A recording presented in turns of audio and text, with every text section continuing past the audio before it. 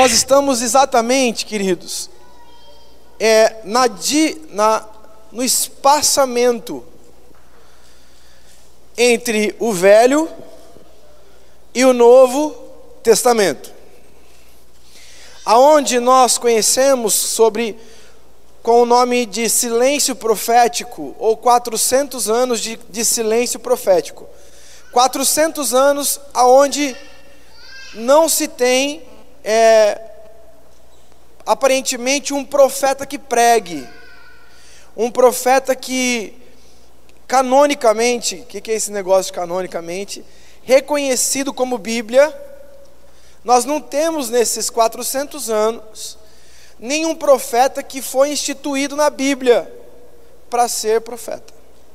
Está dando para compreender, senhor? Não? 400 anos aonde você não vai ver nessa Bíblia aqui nossa ninguém falando nesse período. Por isso que ele é reconhecido como período interbíblico, ou período intertestamentário, entre o Velho Testamento e o Novo Testamento. E nós, semana retrasada, nós pensamos um pouquinho, estudamos um pouquinho, sobre o quê? Sobre a importância disso, lembra disso? Eu falei assim, mas por que isso tem a ver comigo? O que isso tem de importante para mim? Para que isso serve, não é verdade? Para que eu preciso estudar o período interbíblico? Eu não entendo muito bem isso. Ela vai falar sobre história, e nós começamos a estudar que mesmo não tendo profetas bíblicos pregando nesses 400 anos, houve o quê? Houve profecias sobre esse período. E nós começamos a falar sobre o profeta Daniel. Esse multimídia vai ser arrumado, ajustado, está meio torto, que ele recebeu o vento do Espírito aqui, foi colocado meio torto. Então ele recebeu o profeta. Hoje eu comprei uma caneta para a gente poder ver lá. Aí, agora eu estou chique no último. O profeta Daniel, que profetizou sobre esse período interbíblico. Jeremias, que ele disse, lembra que eu falei para vocês sobre os 70 anos de exílio, que ele já tinha profetizado, porque ele estava em Israel, e ele dizia: povo, vocês não se arrependem, eis que virá um tempo que vocês vão ficar 70 anos escravos da Babilônia. E Isaías fala sobre Ciro como fundador do Império Persa 400 anos antes dele existir. Imagine assim, que hoje eu chegasse aqui no culto e dissesse assim: daqui 400 anos vai surgir um cara, vai surgir uma mulher chamada Jéssica a Magrela, e ela vai dominar tudo, e ela vai ser uma grande conquistadora, uma grande política. E há 400 anos eu dissesse o nome da pessoa.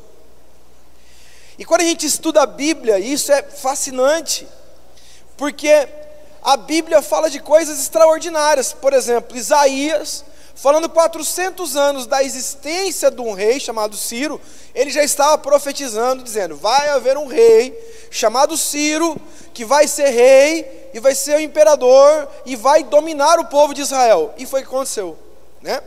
Vamos passar rapidinho. Então Deus prepara um mundo.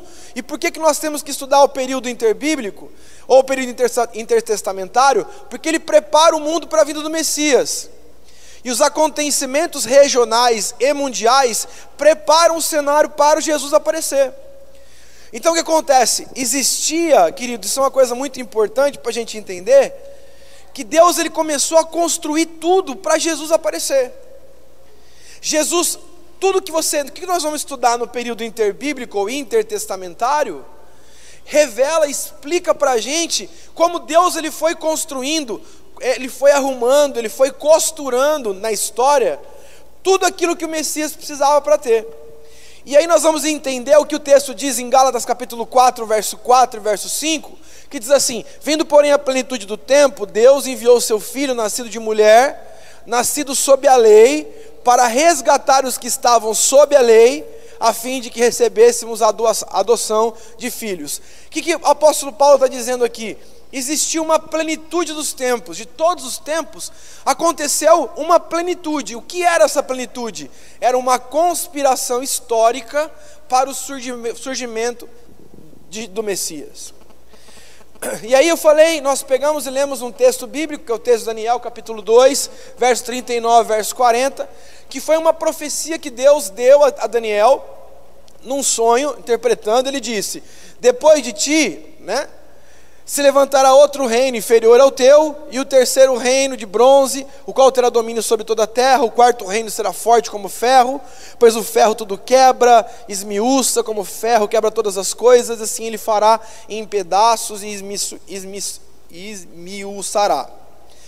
Qual eram esses 4 reinos, que a gente vai entender qual é a função, cada pedacinho desse domínio. Ou seja, Israel ele foi subjugado sobre 4 reinos. 4 reinos dominaram Israel, e cada um desses 4 reinos deram contribuições para o Messias, e nós vamos entender isso primeiro. Então, o que nós temos aqui? Primeiro reino, esse leão com asas, que é o Império Babilônico. E se você for hoje na história, você vai ver os escudos babilônicos. Isso é história arqueológica. Eles têm o quê? Eles têm um leão com uma asa, e o nosso irmão Daniel já profetizava. Depois ele fala sobre um urso que tem 3 costelas na sua boca, esse urso poderoso, e esse urso é o Império Medo-Persa. Nós vamos falar dele um pouquinho. E depois vem o império, esse daqui, que é esse leopardo com 4 cabeças. O que são os 3 costelas, do urso? São os 3 impérios que o Império Persa dominou. O leopardo, porque Alexandre o Grande, ele dominou desde o sul da Europa, Egito, antiga Mesopotâmia, até a Ásia. Ele dominou tudo muito rapidamente, por isso é leopardo. E as 4 cabeças aqui, muito rapidamente, com 33 anos de idade, o nosso amigo Alexandre o Grande, ele morre, ele não tinha sucessor, e ela divide entre 4 cabeças. Veja como Deus é poderoso. Antes de falar qualquer tipo de coisa, nem existia Alexandre o Grande, não existia nada, e ele já estava profetizando que aconteceria um império, chamado Império Grego-Macedônico, aonde seria o seu líder o Alexandre o Grande, que todos já conhecem, já viram esses filmes, assim por diante. Um homem extremamente letrado, que teve como o seu líder, o seu mentor, o seu professor Aristóteles, e ele ensinou eles, e ele tem uma participação muito importante na estrutura política, cultural do tempo de Jesus. E depois esse monstro aqui, esse meio tiranossauro rex, malvado, cruel, bravo, muito poderoso, que é o Império Romano, que vem como o maior de todos os impérios, e nós vamos explicar isso para vocês. Então, o primeiro império babilônico, que é o leão, ele pega essa região aqui. Aqui está Jerusalém, todo mundo está vendo? Jerusalém, Samaria, onde tem a mulher samaritana, de João capítulo 4. Aqui nós temos Damasco, a Síria. Aqui é o Egito, o rio Nilo com todos os seus afluentes. Aqui nós temos hoje o famoso Iraque, que é a Babilônia, o rio Tigre e o rio Eufrates. E essa aqui foi o Império Babilônico. Vamos para frente. Só volta um pouquinho, só para falar uma coisa particular. Por que o Império Babilônico foi importante para Cristo?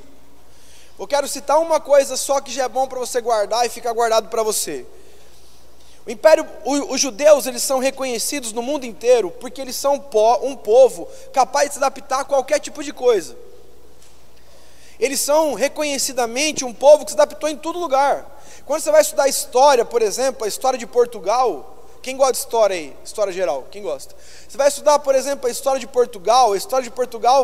Os judeus foram para Portugal e eles levantaram a economia de Portugal, fizeram grandes coisas lá, e eles foram expulsos porque eles não eram católicos, e eles vão para um outro lugar chamado Holanda, e lá eles levantam aquele país de novo como uma grande potência econômica. Depois eles saem de lá e vão para os Estados Unidos, e hoje 40% do PIB americano é judeu. Então, queridos, eles têm uma capacidade, mesmo quando eles são expulsos, perseguidos, eles têm uma capacidade, e aí tem uma outra questão, que é a questão do poder de Deus, de uma promessa de Deus para eles. Aonde eles vão, eles se adaptam, mas tudo começou aqui. Vocês lembram que Daniel, ele é deportado, quantos lembram? E o rei Jeoaquim, que não ouviu o profeta Jeremias, a Bíblia diz que Jeremias pregava, e o rei não ouvia.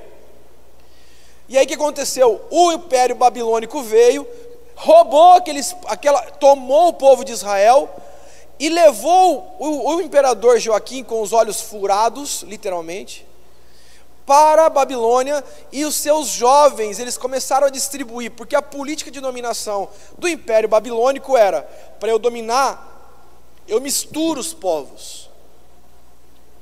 2 pontos importantes. Primeiro ponto é que o povo de Israel, pela primeira vez, ele sai desse espaçamento aqui, ó, que é onde Israel estava, e eles são teleportados, é bom, eles são transportados, virei Guerra nas Estrelas aqui, eles saem daqui e eles são empurrados até a Babilônia, na cidade, a famosa cidade da Babilônia, com seus jardins suspensos, e todas as suas maravilhas, né? E eles chegam lá, e outros lugares do mundo, pegaram outras regiões e colocaram em Israel. E um outro ponto que eles estão anotando e querem guardar para sempre, aí surge um problema da Samaria. Por quê? Porque muitas outras pessoas de Nínive, que era a antiga Síria, que lutou, lembra da Síria, do Jonas, que Jonas quer fugir de Deus e vai parar na barriga do peixe? O Império Assírio foi dominado pelo Império Babilônico.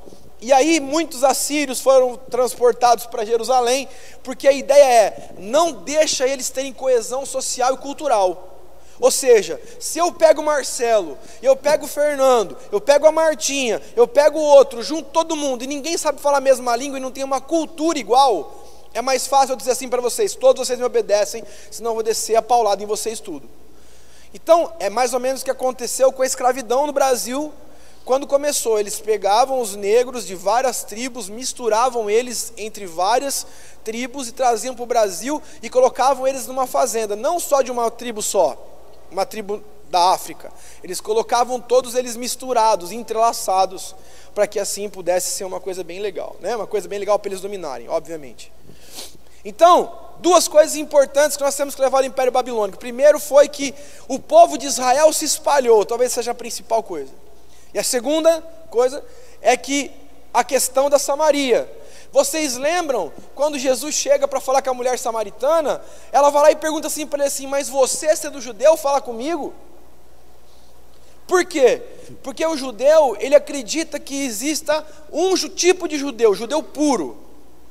Por exemplo, eu judeu, se eu quisesse quisesse ter relação com a Carla, que não é judia,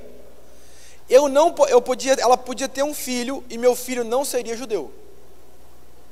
Ele seria impuro aos olhos dele, porque eles zelam e preservam sobre a pureza da sua identidade cultural. Então, o judeu, até hoje é assim, judeu só é judeu quando é filho de judia. Não adianta você ser filho de judeu homem, com uma outra mulher, uma italiana, uma brasileira, quem quer que seja.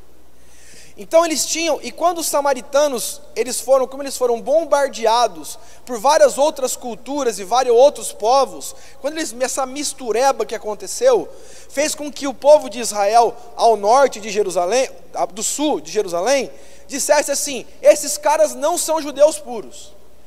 Vamos lá, para frente. Espera só um pouquinho.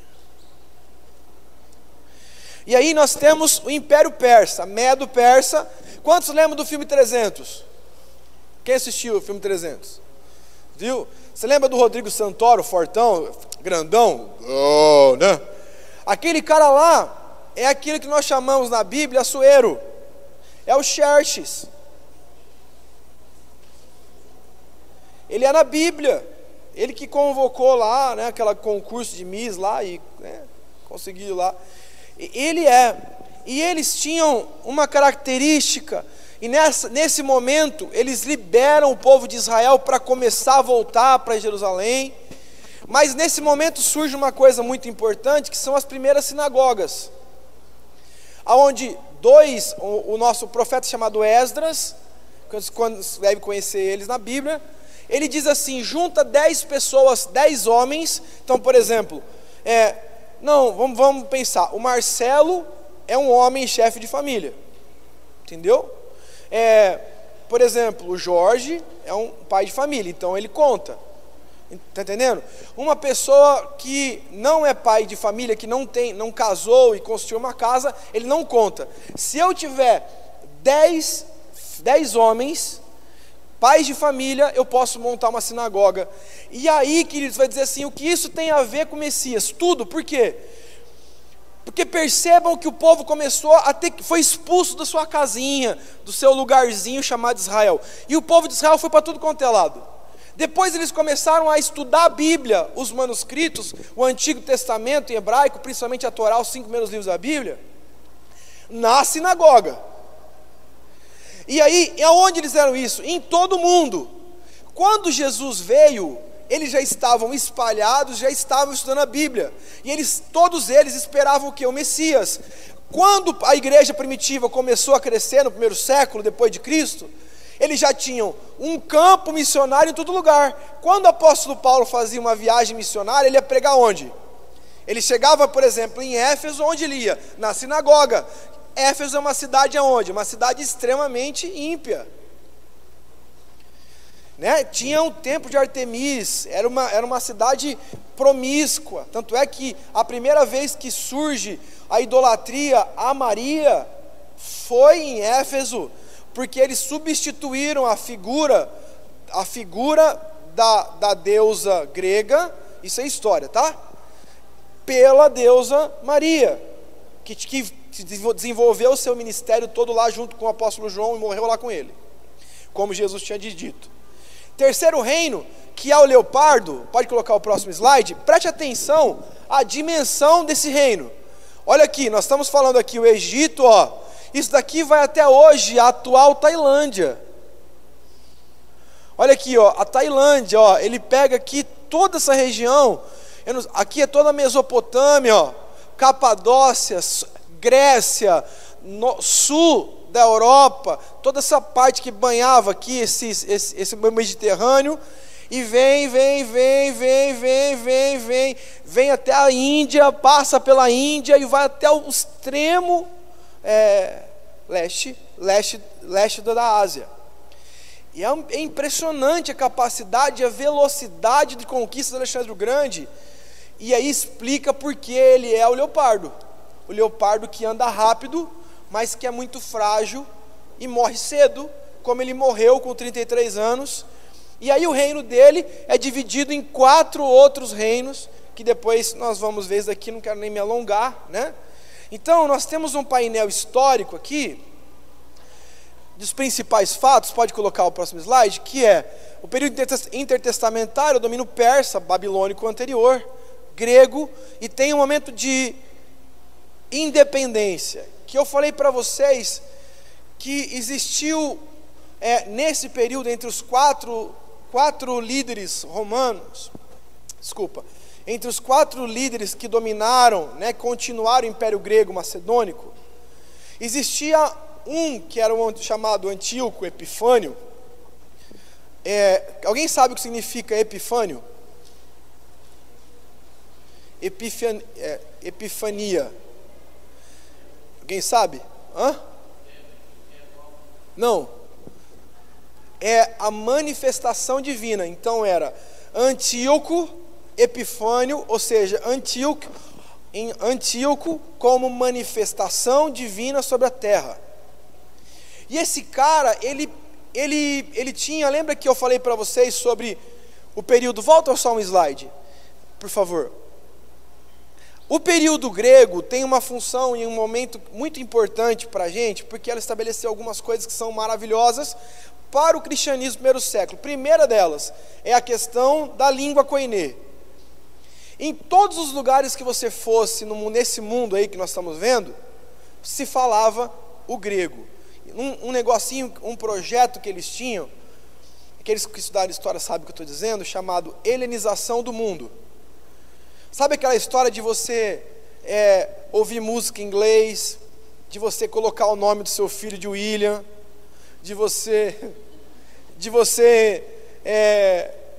achar bonito colocar Richard Jarvis, né? Você colocar o nome do seu filho de Richard Gere, né? E assim por diante. Na verdade, que foi? MacGyver. Ele nem está aqui para se defender, coitado.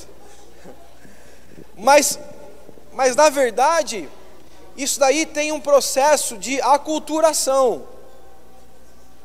É um processo onde, por exemplo, se você pegar uma criança hoje e perguntar para ela assim, fala um país sem ser o Brasil, vai falar Estados Unidos. Talvez ele vai falar assim, onde você quer? Eu quero ir para Disney. E esse processo de domínio pela cultura, quem instituiu foi Alexandre o Grande. Esse processo que eles estão anotando, pode notar, esse se chama helenização do mundo, ou seja, eu vou dominar por meio da cultura.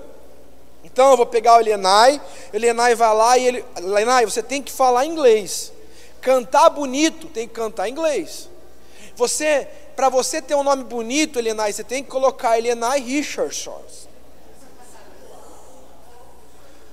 Assim, você tem que, você coloca o nome dos seus filhos, né, de The Books on the Table, entendeu? O negócio e aí esse processo de aculturação isso é uma coisa muito interessante, porque isso surgiu com ele. Por quê? Porque antigamente antes dele, todo mundo aprendeu, dominar o outro povo significa como? Espada no pescoço e sangue nos olhos. Eles entraram numa nova dimensão, porque eles pensavam, eles vinham de uma cultura muito, muito evoluída. E ele tinha um professor chamado Aristóteles, que disse para ele assim, agora você muda o esquema, você vai dominar diferente. Domina pela mente, domina pelo processo de aculturação. Então, aí a gente vai dizer assim, mas que isso tem a ver com Cristo, com a minha leitura do Novo Testamento? Tudo, porque o apóstolo Paulo cita a filosofia grega o tempo inteiro nas suas cartas, ele usa a retórica grega o tempo inteiro nas suas cartas paulinas, porque o Novo Testamento inteiro, as pessoas pregavam em todos os lugares, porque tinha sinagoga por causa dos persas, e tinha dispersão por causa dos babilônicos, e eles todos falavam a mesma língua, eles podiam pregar em qualquer lugar do mundo, porque o koiné era a língua oficial de todos os lados. Não importa em que lugar você esteja, não importa em que país você esteja, você pode ter uma língua sua como a língua de Jesus, aramaico. Porém, todo mundo sabia falar grego. Isso significa que onde existia um lugar onde tinha gente, era fácil de se pregar o evangelho, por causa de toda a estrutura que foi conspirada para o evangelho. Aí, queridos, nós vamos entrar hoje num lugar onde nós não falamos outra vez. Pode colocar o próximo slide, o próximo, que é o domínio romano. Esse daqui é o mapa do domínio romano. Aqui, Germany, que hoje é conhecida como nossa Alemanha, né? E eles pegaram, o Império Romano pegou desde o norte da África, que é uma cidade estratégica, era Cartago. E aqui tinha Alexandria, que era uma cidade muito judaizante, tinha a maior biblioteca da história, que foi queimada num dos maiores crimes culturais da história. E eles tinham toda essa estrutura, a Espanha, a Gália, que aqui hoje é a nossa França, e eles expandiram e dominaram também Jerusalém e a Palestina. Semana retrasada, eu disse para vocês, por que era sempre assim? Porque todo o povo queria dominar Israel. Porque você vai dizer assim, o que tem em Jerusalém de bom? Assim, Jerusalém, legal, você vai olhar Jerusalém, todo mundo que vai tirar foto de Jerusalém, tira foto aonde? Quero tirar uma foto, tira uma foto minha aqui em Jerusalém, para eu levar para minha família ver. Sabe onde nós tiramos foto? De fundo para a mesquita de Omar, a mesquita islâmica, aquela cúpula de ouro, todo mundo quer tirar foto lá, mas não tem nada. Você fala assim, meu Deus, o que tem aqui? Ou o Muro das Lamentações, outras coisas que tem lá, mas assim, ela não tem uma atração. O que ela produz, Jerusalém? Nada. O que você tem lá naquela região de produtivo? Porque você tem hoje a gente entra, você anda em Jerusalém, Israel como um todo, você vê kibbutz, aqueles aglomerados de pessoas, pequenas comunidades, que produzem frutas, como a tâmara, em lugares desérticos, totalmente desérticos. É gostoso, você sabe, quanto mais deserto e seco, mais doce é a fruta. As frutas que vêm de Atacama são o deserto mais seco do mundo, que é no Chile, é uma das frutas mais doces e gostosas do mundo. Tanto é que uma das maiores produções de fruta do Brasil está no Nordeste. Então, mas por que todo mundo queria sempre a Palestina? Porque tem um historiador chamado Justo Gonzalez, que ele diz uma coisa que é maravilhosa. Ele diz assim: essa região sempre foi amassando o bolo, sempre foi amassando o negócio. Por quê? Se você vinha do Egito ou da África como um grande império, você queria subir para a Europa, você passava por onde? Jerusalém. Você vinha da Ásia e você queria passar para a África, você passava por onde? Por Jerusalém. Você queria vir da Ásia, você queria invadir a Europa, você passava por onde? Por Jerusalém. Então aquela região era uma região muito estratégica. E eles eram reconhecidos pelos todos os povos como um povo difícil de ser domado, como um jumento do mato. O povo de Israel era um povo rígido em seus conceitos religiosos, não abria mão de sua cultura. E só voltando antes que eu pulei uma coisa importante, que foi o domínio Seleucida daí, o que aconteceu? O povo daqueles 4 reis, aqueles 4 imperadores que eram os 4 generais de Alexandre o Grande, um deles assumiu, que é Antíoco Epifânio, e ele era muito cruel, porque ele queria dominar o povo de Israel na cultura, só que não como Alexandre o Grande, ele queria oprimir, ele queria esmagar. Qual é o animal mais impuro para o judeu? O porco. Lembram que Jesus estava lá e a pessoa estava endemoniada, ele vai lá, expulsa o demônio e manda para onde? Para os porcos, e os porcos vão embora, né? O animal porco é uma coisa louca. Quando você for para Israel, não peçam bacon, amém? Porque eu pedi. E aí não foi uma boa ideia. Então, o que acontece? Eles têm nojo, eles acham aquele animal impuro. O que o Antíoco Epifânio fez? Ele levantou no meio, eu não sei se vocês têm dimensão do que seja isso, dentro da cultura judaica, porque isso é um crime, isso é um assassinato cultural. Ele, no meio do templo de Jerusalém, ele levantou uma estátua de Zeus, aonde todo mundo tinha que ir lá todos os dias e sacrificar para Zeus. Não bastando isso, sacrificar para Zeus o quê? Um porco, porco, só porco. Não podia sacrificar novilho, não podia ser vaca, não podia ser boi, não podia ser carneiro, não podia ser pombinho, tinha que ser porco, de propósito, como uma afronta. Ele instituiu que todo macho não poderia mais ser circuncidado, porque se fosse circuncidado, o pai que circuncidou o seu filho morreria junto com o filho. Ele instituiu, e se você depois quiser aprender um pouco mais sobre isso, você pode ler lá no livro católico, que é um livro histórico, não canônico, que é o livro de 1º e 2º Macabeus. Você vai lá e você vai ver, eles instituíram jogos, como jogos gregos para os judeus, eles tinham que correr pelados. E eles diziam: não vamos correr. Vocês não vão correr? Não vão? Arrancava a roupa deles e mandava os caras correr. Se não corria, morria. Você imagina para uma sociedade que não é ortodoxa nos seus conceitos morais hoje, ela sempre foi assim. E eu entrei no banheiro das mulheres no Muro das Lamentações. Vocês acreditam que eu fiz isso? Eu estava lá no Muro das Lamentações, 1h30 da manhã, eu e mais 2 pastores lá. Aí eu falei, vontade de ir no banheiro, né? Aí eu olhei e fiquei procurando, né? Mulher, homem, não tinha. Nenhum dos dois, eu entrei. Estava em reforma. E a placa estava para o lado de fora, tipo, aqui estava a placa, e aqui lá, porque o que eu faço? Você vai no banheiro, geralmente está na porta no banheiro, né? Eu entrei, procurei, vi que não tinha mictório nenhum, né? Olhei para um lado, dá risada, né, Hugo?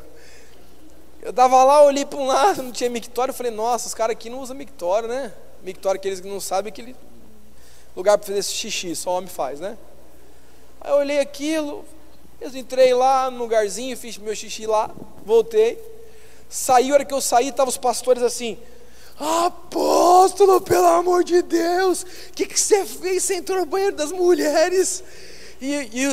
Porque assim, ó, se os judeus me pegam nesse momento, eu estou preso, eu vou preso, sem conversa, não tem conversa, e fora que eu vou tomar um pau gigante dos franjinhos lá, os caras vão dar. Eles são tão ortodoxos na sua questão moral, por exemplo, se você anda na rua e sua mulher é bonita, o judeu ortodoxo com aquele chapeuzão grandão, ele para na frente da sua mulher, ele para literalmente, a sua mulher está vindo assim, ó, aí ela vai ver que vai trombar, ele cerca ela, para na frente, tira o chapéu e faz assim, ó. Tipo assim, ele está dizendo para ela, você está mexendo comigo. Tem uns brasileiros que queriam falar assim, agora você está mexendo comigo. Mas eu quero dizer para vocês, magrinhas, que vocês não são a tentação deles, né? Agora as gordinhas, opa, quanto mais gordinha, mais camelo eles pagam. Somente os árabes. Tem uma rua que chama Portal de Jaffa lá. É uma rua só de negócio, é o camelô deles. Tudo que você tem de souvenirs, essas coisas, tipo menorá, tudo que você tiver lá, tem esse lugar. E você vai andando, e tem uma apóstola, alguns de vocês já conhecem, que é a apóstola do Siné, que é uma apóstola bem gordinha, né? Bem gordinha. E ela falou assim, e ela é solteira, e ela falou assim, eu amo vir para Jerusalém porque faz bem para minha autoestima. Porque ela vai passando, e os caras vão dizendo, 10 camelo, e geralmente, é verdade, é sério. É porque assim, ela desce, não é bom. Não é bom descer sozinho, você tem que descer sempre com outro homem, né? Mas, por exemplo, mulher magrinha, não tem vez lá, você pode soltar sua mulher magrinha lá e ir embora para sua casa, tudo certo, ninguém quer nada não. Agora, quando pega uma mulher gordinha e deixa ela passeando lá, os caras já começam assim, 10 camelo. Aí o cara fala, aí tinha um apóstolo junto com a gente, que é o apóstolo Sandro, aí ele falava assim, não, tá muito barato.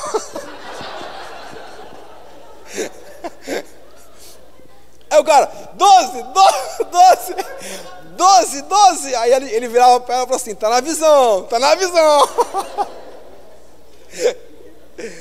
Ai, meu Deus do céu, essa é uma piada, gente.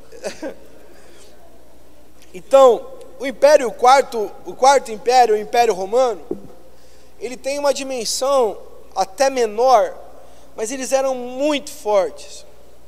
Eles tinham um sistema muito forte e eles oprimiam, e toda a estrutura deles, não vai dar tempo de ficar falando disso, nem quero me alongar muito nisso, mas a estrutura deles de domínio estava em cima da escravidão, né?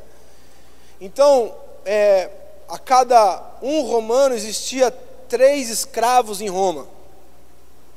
Então, a escravidão era muito forte, isso era a base da força de trabalho de Roma, né? E Roma, que conquistou Israel, eles vieram, só voltando, porque eu estou me perdendo na timeline aqui, estou falando de Israel, me perdi.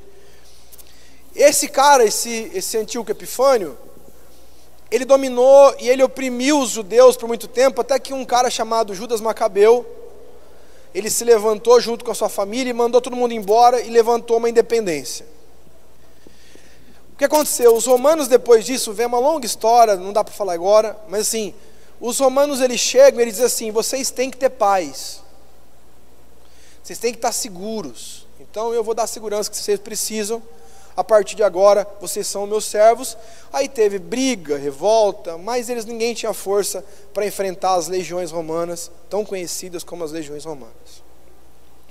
E lá nós temos principais cidades. Roma tinha 1 milhão de habitantes. 1 milhão de habitantes. Você tem ideia do que significa 1 milhão de habitantes? São 10 Araçatubas naquele tamanho, naquela época. Estou falando 2.000 anos atrás. 1 milhão de habitantes. Alexandria, que era uma cidade que ficava no Antigo Egito, extremamente intelectualizada, cheio de manuscritos, a maior biblioteca do mundo. Tinha 700 mil habitantes. E Antioquia, que é aquilo que nós conhecemos, que a primeira vez na história, Atos capítulo 11, foi a primeira vez que os cristãos foram chamados de cristãos, porque antigamente eles eram simplesmente uma facção judaica. Tá bom? Vamos lá, falando sobre os aspectos muito importantes para o cristianismo nesse pano de fundo histórico. Primeiro, a língua comum, o grego koiné, que eu falei para vocês, que é o grego koiné. Aí nós temos a língua, alfa, beta, teta, e assim por diante, que nós já conhecemos tanto dessas palavras. Outro atributo importante para o cristianismo e para o começo do cristianismo, para entendermos isso, era a famosa Pax Romana. Pode pôr? Pode pôr? A Pax Romana. Assim, é uma longa história o que significa a ideia de Pax Romana, mas só para a gente poder dar um prumo e entender, existia estradas e uma paz romana. Uma paz romana que isso era excelente para o cristianismo. Por exemplo, qual era o grande problema dos missionários no primeiro século? A Bíblia fala que o apóstolo Paulo diz: eu fui assaltado, eu fui roubado, Como quando a gente olha para a Bíblia e vê a parábola do bom samaritano, lembra disso?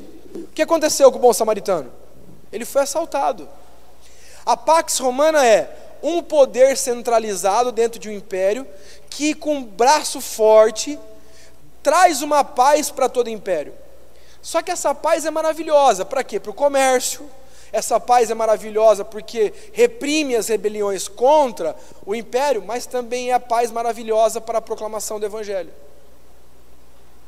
Por isso que é a plenitude dos tempos. Isso é plenitude dos tempos. Um tempo apropriado historicamente, tudo montado para o cristianismo rodar.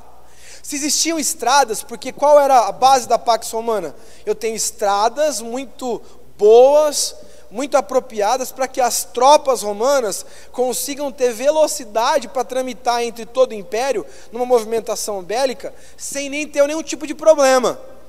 Com velocidade. Eu tenho um problema no norte do império com os vikings, com os germânicos. Eu vou lá e levo as tropas para lá. Dominou, estou tendo um problema lá em Israel, eu tenho facilidade ou velocidade e mobilidade para trazer todo esse exército para o sul e encontrar em Jerusalém o que nós estamos enfrentando. Outra coisa maravilhosa que a Pax Romana trouxe, acabou com a pirataria, porque antes disso o Mediterrâneo, que é o mar ao sul da Europa e ao norte da África, esse mar azul, ele era reconhecidamente um lugar onde existia muita pirataria. Então o que os romanos fizeram?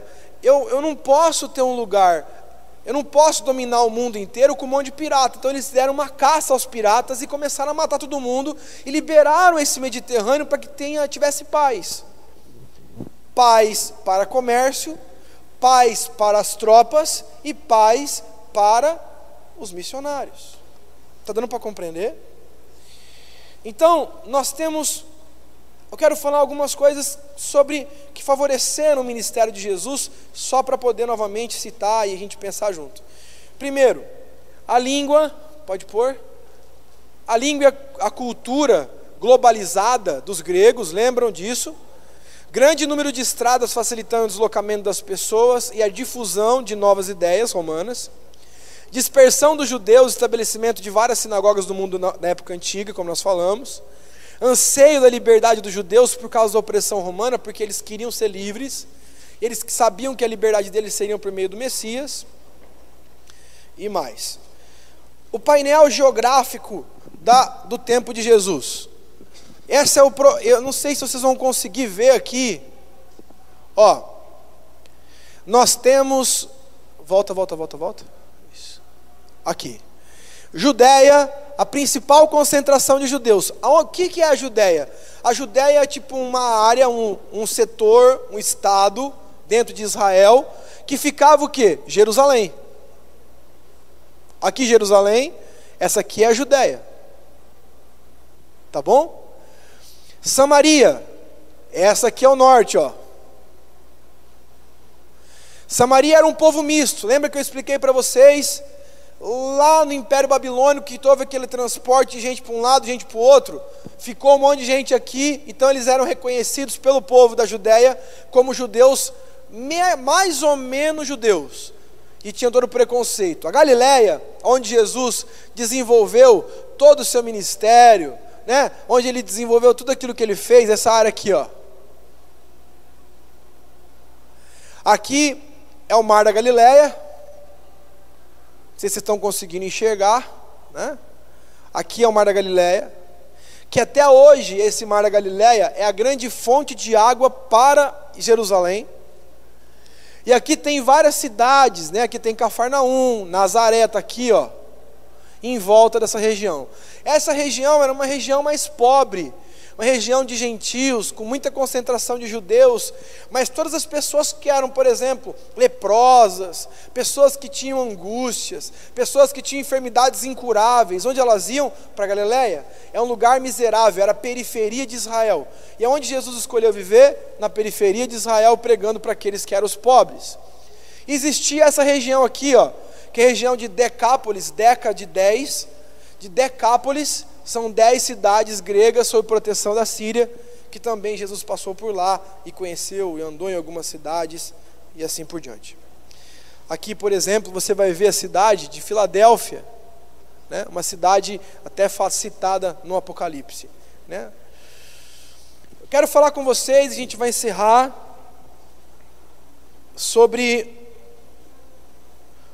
as linhas e os tipos de facções e seitas religiosas no primeiro século, no tempo de Jesus. O primeiro deles, e o mais conhecido, são os fariseus, que eram reconhecidos como os separatistas. Por que separatistas? Porque eles achavam, nós somos santos, nós somos diferentes. Então eles eram piedosos, eles eram muito religiosos. Eles, em Mateus capítulo 23, Jesus disse: vocês dão dízimo de tudo, esqueceram das coisas mais fundamentais da fé, que é a misericórdia, a justiça, o amor. Eles eram protetores da lei, e eles tinham um desespero para proteger a lei, ao ponto de passarem por cima do ser humano. Eles eram cruéis e insensíveis com o ser humano. Eles não tinham misericórdia, eles eram os primeiros a apedrejar, eles eram os primeiros a condenar à morte. Alguma pessoa que não concordasse com a ideia deles sempre perecia, porque eles eram agressivos, rudes. Os saduceus, e talvez o pior de todos os tipos deles, eles eram os politizados, né? Eles eram descendentes de Zadok, um sacerdote instituído por Salomão, mesmo não tendo a genealogia, herança genética para tal. Eles eram altamente politizados, e eles tinham uma origem nos macabeus, aqueles que se revoltaram contra Antíoco. Quando Antíoco Epifânio foi expulso, e todo o seu exército foi embora, foi expulso de Jerusalém e de Israel, o governo dos macabeus, os macabeus falaram assim: nós vamos assumir o governo político. Mas faltava o governo religioso, porque em Israel, se você não tem religião, você não governa nada. Eles negavam a doutrina como de anjos, ressurreição dos mortos e demônios. Tem um episódio que, se você não tem discernimento, você não estudou, você não percebe. Tem um episódio que ficam os fariseus e os saduceus, e os dois começam a brigar com Jesus, e Jesus devolve uma pergunta: existe ressurreição dos mortos ou não? Aí um olha para o outro e diz assim: existe, o outro diz não, e eles começam a brigar entre eles, e Jesus vai embora. Ele usa uma divergência que eles tinham, eles estavam atacando Jesus. Jesus sabia que existia uma divergência teológica entre eles, e ele tenta garimpar isso e tritura eles, né? Eles controlavam o templo a serviço de Roma. Só para vocês terem uma ideia, no templo de Jerusalém, 1/3 da população de Jerusalém trabalhava no templo. 1/3. A população inteira de Jerusalém, 1/3 trabalhava e era remunerada dentro do templo de Jerusalém. Porque gente do mundo inteiro vinha para o templo e lá eles tinham muita coisa.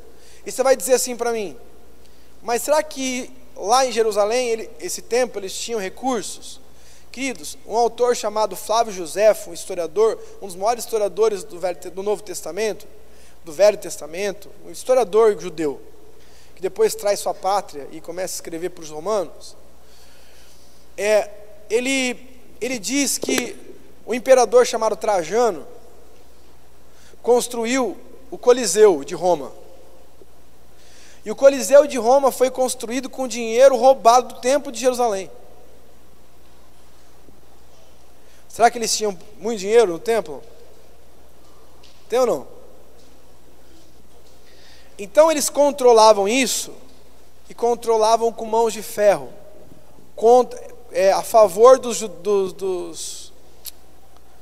romanos, em prol do domínio. Então o acerto entre os saduceus e Roma era assim: vocês cuidam do templo e fazem com que os judeus me aceitem, me respeitem e não briguem comigo.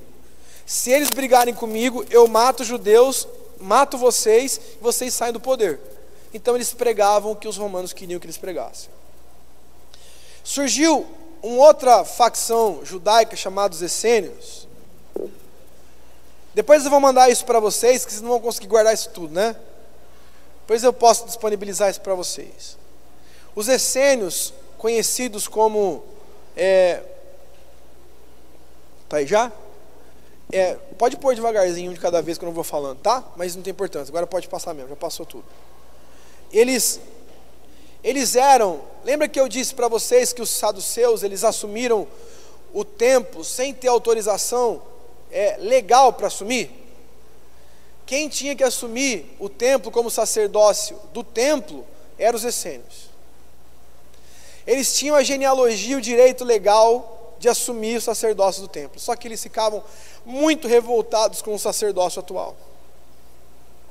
Eles não aceitavam os fariseus como seu excesso de zelo. Eles viviam uma vida comum. Olha, vê se vocês conhecem uma semelhança, alguma semelhança nesses caras aqui. Tudo que eles tinham, eles viviam em comum. Eles banhavam-se para purificar-se, como um batismo. E eles faziam uma refeição chamada ceia, onde era a base de vinho e pão. E muito provavelmente, eles tinham algumas características que não está aqui, mas que são importantes. Por exemplo, eles jejuavam e iam orar num lugar chamado, que nós conhecemos hoje, Monte da Tentação. Hoje dominado pelos árabes, né? Um lugar onde os árabes tomam conta, que é uma área até meio perigosa. Para turista. Esse Monte da Tentação era o lugar onde os essênios escolheram para poder fazer o seu jejum e poderem meditar na palavra. Vocês conhecerem alguém que foi no Monte da Tentação ser tentado e ser jejuar? Eles também, assim, porque quando você olha para a vida de Jesus ele bateu, no bom sentido, em todas as facções judaicas, menos os essênios. Eles tinham outras características. Por exemplo, sabe com o que eles faziam jejum? Gafanhoto e mel. Vocês conhecem alguém que fazia jejum, gafanhoto e mel? Eu não sei se vocês sabem, gafanhoto não é gafanhoto. Vocês sabiam disso, não? Sabia? Vocês não sabiam? Vocês acharam que era o grilinho? Não é não. Gafanhoto é uma plantinha, é uma árvorezinha, e ele tem umas sementinhas assim, e eles... Tá vendo só? Eu falei para você, Ellen, não come gafanhoto, não é assim.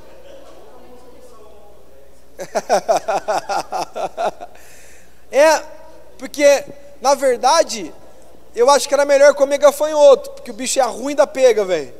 É amargo, amargo, amargo e amargo. Mas eles comiam essa frutinha e comiam mel. Porque como é muito amargo, eles pegavam o mel e comiam a frutinha junto. Esse era o jejum deles. Vivendo e aprendendo, né? O que aconteceu? Hoje, a grande maioria dos historiadores do Novo Testamento, tem um autor chamado Oscar Cullmann, que é um dos maiores nomes do Novo Testamento, e ele diz enfaticamente: João Batista esteve e viveu entre os essênios. O que são os essênios? Os essênios eles fugiram para um mosteiro do lado do Mar Morto, um lugar muito bonito lá, feio, mas bonito. E lá, nesse lugar, eles liam a Bíblia, eles conheciam profundamente a Bíblia. Sabe como é que eles se auto-intitulavam? Os pobres de espírito. Você ouviu alguém dizendo assim, bem-aventurado o pobre de espírito? E muito provavelmente por quê? Não sei se vocês lembram da história de João Batista. Quantos lembram? Lembra como é que era o pai dele e a mãe dele? Eles eram o quê? Velhos de idade já, a palavra de Deus diz. E muito provavelmente eles morreram com João Batista novo. E o que os essênios faziam? Eles adotavam filho de sacerdotes, como era no caso dele, que tinham perdido seus pais, suas mães, e eles levavam para o mosteiro para serem treinados. A base da teologia dos essênios é: arrependei-vos, pois é chegado o reino dos céus. Vocês ouviram alguém dizer isso? E uma das coisas interessantíssimas dessa história e arqueologia, existia entre os manuscritos de Qumran, que foi achado em 1948, acho que é isso, se não é parecido. Em 1948 estava lá um pastor de ovelha perto do Mar Morto, andando com a sua ovelha, de repente entrou lá numa grutinha que é feita no calcário lá, entrou, olhou, viu uns vasos de barro, e ele pegou, foi lá, mexeu nos vasos, eram os manuscritos mais antigos da Bíblia, que estavam perdidos há mais de 1900 anos, e eles foram restaurados, e por isso que você vai ouvir falar manuscritos de Qumran. O livro mais antigo, o manuscrito mais antigo do livro de Isaías, do nosso livro de Isaías, está inteiro em Qumran. E uma das características muito lindas desse episódio é que as pessoas achavam que quando eles fossem ver os manuscritos mais antigos, talvez estivessem diferentes dos manuscritos que nós temos hoje na Bíblia. Quando eles foram comparar, é idêntico. Ou seja, existia um papel verossímil, né, uma coisa digna de confiança, que eram os textos bíblicos. Eles tinham uma biblioteca muito grande, porque eles ficavam fazendo disso, cuidando disso tudo, né? E eles estudavam muito. E mais uma curiosidade, para quem gostam de curiosidades históricas. Existia, dentro desses manuscritos, uma coisa que os historiadores estão endoidando. Baseado no ano de, se eu não me engano, 10 depois de Cristo, ou 15 depois, né? 15 da era cristã, diz que lá existiu um cara chamado Mestre da Sabedoria, um homem que passou pelo mosteiro de Qumran com conhecimento que nenhum outro homem existia, e que tinha atributos, né, na perspectiva deles, mágicos, espirituais, que nenhum homem cristão, nenhum homem de Deus, eles já tinham visto ter. Entre eles ele ceiou, entre eles ele ficou, e entre eles ele aprendeu muitas coisas. Então, muitos historiadores do Novo Testamento acreditam em uma ligação de Jesus também com os essênios no período dos 12 anos até o seu surgimento no seu ministério. Até por causa da teologia que Jesus desenvolvia. Arrependei-vos para chegar do reino dos céus. Ele vai batizar com quem? Vai batizar com alguém que teve uma formação. Muito provavelmente, para mim, é 100% de certeza que João Batista teve uma formação com os essênios. Ele vai procurar quem? Ele vai procurar alguém que tenha formação e muito mais tempo, né, que isso, lá com ele, mesmo sendo primo, sendo parente. E ele vai lá, é batizado. Ele diz: é necessário que eu seja batizado igual. Ele foi batizado no Jordão, que era exatamente o lugar onde os essênios faziam batismo. Eles tinham tipo um batistério, né, dentro do mosteiro de Qumran, mas eles saíam 2, 3 vezes por ano para poder ser batizados no Jordão. E eles se batizavam como Naamã. Lembra Naamã, que se mergulhou 7 vezes para poder sair a lepra? Eles iam lá, todo o mosteiro, para poder se batizar 7 vezes, se lavar nessas águas, para eles se lavarem das suas lepras espirituais e físicas. Muito legal, não é? Eu acho maravilhoso. Outro grupo religioso chamado são os escribas, que na verdade eles não são nem, pode colocar o próximo slide, que na verdade eles não são nem uma seita, eles são profissionais copistas zelosos. Eles são copistas, eles ficam reproduzindo a Bíblia, eles são meticulosos, eles não mudam uma vírgula, eles são muito zelosos, mas a sua espiritualidade era semelhante do fariseu, os mesmos que mataram Jesus. Vamos lá, estamos encerrando. São os herodianos, está errado, não é herodiano não, herodianos, que vem da palavra Herodes, ou seja, adeptos a Herodes, ou submissos a Herodes. Eles acreditavam que o melhor caminho pode colocar o próximo slide, aí, é herodiano, não é herodiano não, tá errado aí na digitação. Eles acreditavam que o melhor caminho é agregar-se aos romanos. Deixa eu dizer uma coisa para vocês. Por que existe um conflito entre judeus e árabes? Porque eles acham que a terra é dos dois. Como que se resolve isso? Não tem como. Não tem como. Ah não, vai ter um jeito. Não tem como. Deixa eu explicar para vocês. Para um judeu, a terra é Deus. Mesma coisa que eu chegar e dizer assim, ó, Deus chegar para você e falar assim, ó, essa Bíblia aqui é sua, ela é sua, para sua descendência, ninguém pode encostar nela, não dá uma página, não dá ninguém. Se alguém pega no futuro, à força, e tira algumas páginas dessa Bíblia dele, ele não vai aceitar. Por quê? Não é porque ele vai fazer um trato de paz e vai submeter a uma paz, não, é porque ele diz, se eu aceitar isso, eu estou rejeitando a dádiva de Deus. E a mesma coisa acontece com os árabes. Eles dizem, essa terra é minha, porque Deus me deu. E por isso que se torna aquilo que nós conhecemos como guerra santa. Impossível de ser resolvido. Porque toda vez que tiver alguém dizendo assim, ó, essa terra, vamos fazer o seguinte, eu abro mão desse pedaço de Israel, pode ficar com vocês árabes, vai ter sempre um homem-bomba de um lado ou do outro dizendo, não, vocês estão entregando aquilo que Deus deu para a gente e eu não aceito.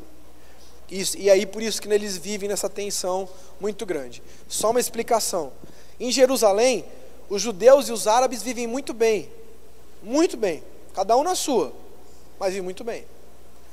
As pessoas dizem assim, apóstolo, você vai lá para Jerusalém, como é que é? Você tem medo? Não tenho medo, tem 1h da manhã, 2h da manhã, estou andando na rua. Andando a pé na rua, você vai andando na rua, vendo aquelas coisas maravilhosas, aqueles lugares, senta num buraquinho assim, numa portinha, você entra, tem uma cidade lá dentro. É uma coisa absurda, que não dá para explicar. Uma viela, você entra numa viela, de repente tem uma comunidade inteira. Então, é uma coisa impressionante, muito, muito gostoso de andar lá. Você não tem risco de nada, não tem, você pode andar à vontade. Ninguém vai te roubar, ninguém pode contar dinheiro, andar com dinheiro assim, uhul. Mas o que vai fazer é vir um árabe dizendo para você, quer alguma coisa?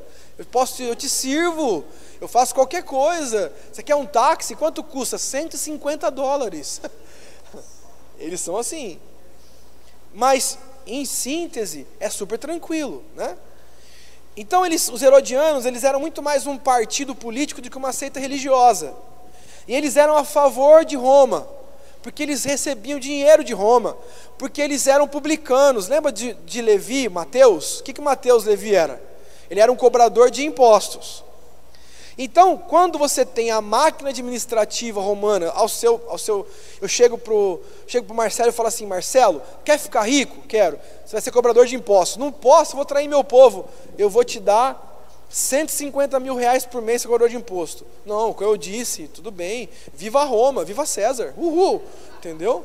E eles se tornam herodianos, a favor de Roma, por causa do dinheiro. E o último, zelotes. Os zelotes eram um importante grupo romano que acreditavam em uma revolta armada. Muito provavelmente Judas, o traidor, veio de uma geração de zelotes. Por exemplo, você vai ver Pedro, o zelote, está na Bíblia. Por que zelote? Porque zelote, vocês lembram de um cara que um dia chegou lá, estava Jesus e esse cara, e ele disse assim: povo, quem vocês querem que eu solte? Esse ou esse? Quem era o cara? Quem era? Barrabás, que ele fez o quê? Ele matava romanos. Eles usavam técnicas de guerrilha. Já que eu não posso enfrentá-los de verdade, então eu vou fazer uma técnica de guerrilha e vou matá-los. Eles preferiam morrer a tratar diplomaticamente com os inimigos algum acordo. Então assim, eles não faziam nenhuma, vamos fazer um acerto com os romanos. Não tem acerto. A terra quem deu foi Deus, então eu tenho que morrer por ela. Quando você vai ver a história dos Macabeus, lá a história diz assim, que um dia eles pegaram o pai, né, Macabeu, e levou ele lá um dia e falou assim: agora você vai sacrificar o porco para Zeus. Não vou, vai, pega aqui. Deu a faca para ele, o porco, ele falou: tá bom, então eu vou sacrificar. Pegou a hora que ele foi enfiar a faca, ele deu para trás e deu na cara do cara, pá! Então o que eles esperavam? Eles esperavam o quê? Desejavam e criam em um Messias bélico, como Judas Macabeu e Davi. Então por isso que você vai ver gente dizendo assim: ele é o rei, vamos levantar ele como rei dos judeus. Por quê? Porque eles queriam que existisse um líder espiritual, como um líder espiritual, mas com a força bélica para dizer assim: Roma, porque quem manda aqui sou eu. E esse é o cenário, pode encerrar? Esse é o cenário que nós temos do período interbíblico. Nós temos uma religião extremamente opressora, onde as pessoas elas eram oprimidas. Você vê quando Jesus ele começa a destruir tudo, ele começa a destruir as mesas dos cambistas, porque aquilo virou um circo, aquilo virou uma loja, né? E todo mundo que estava vendendo, vem cá, vende, compra o pombinho. Então, como eu saía, às vezes de 1.000 quilômetros, 800 quilômetros de camelo, de jumento, a pé, para vir para Jerusalém, por exemplo, para a festa dos tabernáculos, quando eu chegava nessas festas, ou para cultuar a Deus no templo, eu não podia ter trazido junto comigo 5 bois, 50 passarinhos, para poder sacrificar. Então, eu chegava lá e tinha delivery. Você quer o quê, filho? Você tem dinheiro? Tenho. Então, você quer um boi cevado? Toma aqui. Isso, oferta um boi cevado para Deus, vai lá. Você é pobrezinho, não tem nada? Então pega a pombinha que eu tenho aqui para você, vai te dar, pode ficar com ela. As pessoas eram oprimidas, a Galileia era um lugar horrível, um lugar onde pobres, onde as pessoas eram miseráveis, elas passavam fome, elas tinham lutas terríveis. A questão política era um império romano oprimindo o povo de Israel, e todo mundo gritava. Existe uma história, queridos, de um Judas, outro Judas Galileu, não é Macabeu, nem o Judas da Bíblia, Judas Galileu, um homem que se levantou na Galileia, pertinho de Jesus, mais ou menos quando Jesus tinha uns 10, 12 anos, se levantou contra o Império Romano, e 2.000 pessoas, 2.000 homens judeus foram crucificados, 2.000 de uma vez só. Uma das maiores carnificinas que a história de Israel já viu. E muito provavelmente Jesus viu isso daí. E tudo isso era o cenário Você vai dizer assim, mas o que isso tem a ver? Deus montou o cenário perfeito. Um povo descontente, querendo Cristo, procurando o Messias, clamando pelo Messias. Um povo doente, querendo cura. A língua no mundo inteiro já declarada, preparada. O Pentecoste, não sei quantos lembram em Atos capítulo 2, a Bíblia diz que o Pentecoste aconteceu lá, o Espírito Santo veio, eles começaram a falar em novas línguas, e cada uma das pessoas que estavam lá falando grego ou aramaico, ouviam na sua própria língua, porque todos os povos estavam em Jerusalém para o Pentecoste. E é isso que eu quero falar com vocês. Eu quero trazer uma lição prática de vida para cada um de nós hoje, que talvez a gente pode não entender, né? Todas as coisas Deus controla. Por mais que nós não entendamos por que algumas coisas aconteceram ou acontecem, Deus sempre construiu com sua própria mão tudo aquilo que Ele quis fazer. Nada escapa da mão de Deus, nada. Então, Ele construiu, Ele foi construindo no decorrer dos tempos. Por isso que em Gálatas capítulo 4 diz que é chegado o tempo, a plenitude dos tempos, onde todas as coisas estavam conspirando. Judeu em todas as partes do Império Romano, uma língua única, onde em todos os lugares que o apóstolo Paulo ou qualquer um dos outros apóstolos fosse, a língua era a mesma, e assim por diante. Tudo preparado, com sinagogas por todos os cantos, todo mundo desejoso de um Messias. No Império Romano, um número enorme de escravos clamando por libertação. O Império Romano, os líderes romanos, cheios de problemas emocionais. E tudo isso conspirou para a pregação do Evangelho. O que isso tem a ver comigo e com você? Que às vezes, e muitas vezes nas nossas vidas, nós olhamos para nós mesmos e dizemos assim: Deus, parece que o Senhor se esqueceu de mim. Ou parece que tudo que está acontecendo comigo não tem propósito. Mas eu quero deixar uma palavra para vocês: Deus não faz nada sem propósito, nada. Tudo que Ele faz com propósito, porque Deus não é um Deus despropositado. Deus, Ele tem um propósito. Então, Ele conspirou e costurou a vida do Fernando para hoje ele está aqui. Talvez se nós não tivéssemos as perdas e as dores e os sofrimentos e as lágrimas do passado, talvez nós não estaríamos aqui hoje. Talvez se nós não tivéssemos enfrentado a desilusão, não tivéssemos sido feridos, talvez não tivéssemos passado por momentos difíceis, nós nunca daríamos crédito à luz, porque nós nunca teríamos conhecido o efeito terrível das trevas. As trevas engrandecem a luz, assim como a luz empobrece as trevas.